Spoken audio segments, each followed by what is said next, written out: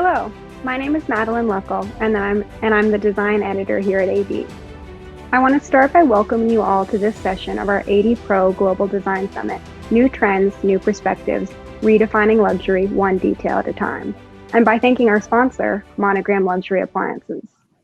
If you'd like to learn more about Monogram after participating in our sessions, please check out our AD Pro Marketplace. Joining me today are Richard Anuszkiewicz, Creative Director at Monogram, and Julie Burns, the brand's Executive Director.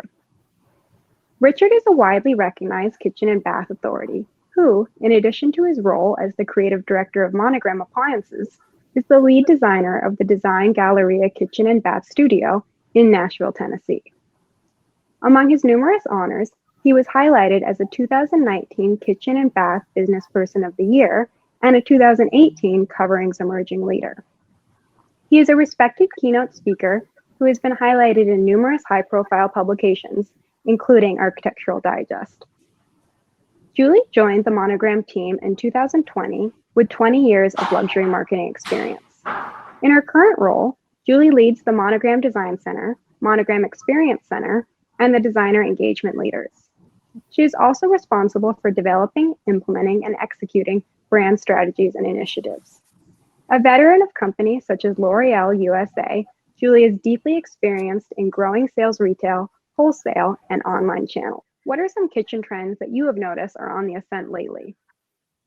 Yeah, so I would say in general, when we're thinking of kitchen trends, we're really seeing that we're adapting to a cleaner line. And when we say that cleaner line, that's truly transcending any style. So if you're the most classical traditionalist or you're the most contemporary modern aesthetic, we have adapted to just a cleaner line in the nature of our kitchens. So when we think about that, when it comes down to actual stylistic door styles and things, there's less ornamentation, there's more simplistic details, clean line moldings or no moldings, understated hardware, more furniture influences.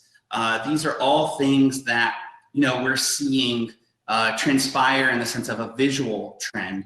And then the other thing that we're seeing is the continued growth of secondary spaces. So given that our kitchens have become truly that epicenter of the home, they're a lot more connected because we live a more, not as formal of a lifestyle any longer, right? So it's blended the lines between the formal dining room, the formal living room, and we've really blended those rooms. So what we've seen is this continued growth of secondary rooms because we still need that element of function and utilitarianism. So whether that's a fully outfitted pantry, a true secondary kitchen, a scullery kitchen, we definitely are seeing a huge growth in the development of these secondary spaces as well. Definitely. And I think that ties in so nicely too with Monogram's ability to kind of, tap into more minimalist design and also statement pieces. So I'm curious, how do you both think that all that fits into the broader state of kitchen design now? Here at AD, we find that the open versus closed floor plan debate is always of great interest to our readers. Where do you both fall in terms of that topic? Do you think the more open, the better, or some walls and enclosures are helpful in terms of delineating a space? Yeah, so I definitely think, again, as we kind of touched on before, this idea of a secondary space getting further adapted or this growing awareness or trend in the idea of the movement. I think we can't deny that we just, again, live this more relaxed lifestyle. So there's much more dynamics happening in a kitchen than that strictly utilitarian cooking. It could be, your new office space, right, that we all know over this past year. It could be the new school space that we all know again. So there's this continued growth of these dynamics in the room. And with that, we want a sense of openness. And, there's a desire there. But again, that's where we're seeing the development of truly these secondary rooms, because when we think about the space being a little bit more exposed, we want to be able to tuck away unsightly things or the clutter and the mess. The more that we can keep the space truly organized is just a very powerful thing. We don't realize how much that actually affects our day-to-day and our emotions, really, from a psychological standpoint, right? Making sure that these spaces are very well organized. And again, we have these secondary auxiliary spaces just allow us to function much more better than we used to, right? Yeah, I would say also, I think, picking up a bit on some of those auxiliary spaces and whatever else, I think what we find, what I find really interesting is just all of the different places where you've got appliances going outside of the kitchen, and probably in some places that are a bit unexpected. So for instance, having a warming drawer in a bathroom so that when you step out of the shower, you have a nice warm towel to dry off with, or even a refrigeration drawer in the bathroom to keep any of your skincare serums and moisturizers at their optimal temperature. And then, I think the other thing too is that just think about how lovely it would be to have an under-counter beverage center or a wine center in your master suite. And so you could just grab a nice glass of wine and curl up with a book. And so I think that's kind of, one of the things that we're seeing that's just really just inspiring on all the different places so that you can think of appliances in a very different way. Definitely. And all those ideas are just so creative. It's really nice to hear, how design really does continue to evolve. Circling back though a little bit to kitchens, Richard, I'm curious if there's any kind of kitchen trend mistakes that you would advise those listening to avoid. Yeah, so I think that all too often when you think of the idea of trends, right, there's what I would call kind of fast and furious trends that come and go very quickly, right? And a lot of times those are material or tactile driven. So a color or a pattern that's really hot in the moment. And I really encourage people to err on the side of classicism and truly, thinking about the architecture and the bones of the home. I wholeheartedly believe in the idea of personality, but make your space distinct to you.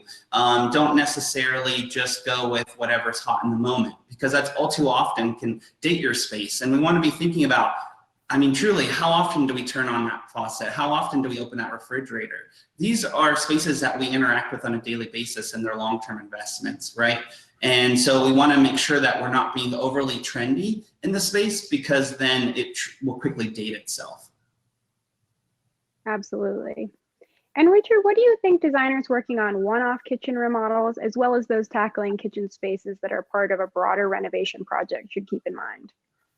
Yeah, so I think first and foremost, the idea of a good space plan is critical. Sight lines, the relationships of items in the room, thinking about how simple, like for example, the kitchen that I'm in, as soon as you walk through the front door, you're directly center lined with this beautiful statement hood and range top, right? So developing a really strong space plan can make a really powerful impact on that experience that we want to bring to life. And then really thinking about, again, that these spaces are that more dynamic, multi-purpose area. They've really become our living room. So with that, we want to bring to life the attributes: light, airy, open, spacious. These are all, attributes that we want to be developing, not only a great natural light plan, but a layered decorative light and recessed lighting throughout the space, because that really comes down to, again, the overall experience, whether you're cranking up all that lighting to get your hands dirty and make a wonderful meal, or you want to dim everything and create that beautiful mood for a nice dinner, right? And so we want to be able to have that versatility in the room. And again, natural light is so critical. I think all too often the kitchen of yesterday was that one little window with the sink right under it, a run of wall cabinets, a run of base cabinets, and it was too confined, right? And we want the idea of a more open and airy space. So we want to be thinking about how we're bringing in natural light through the room as well.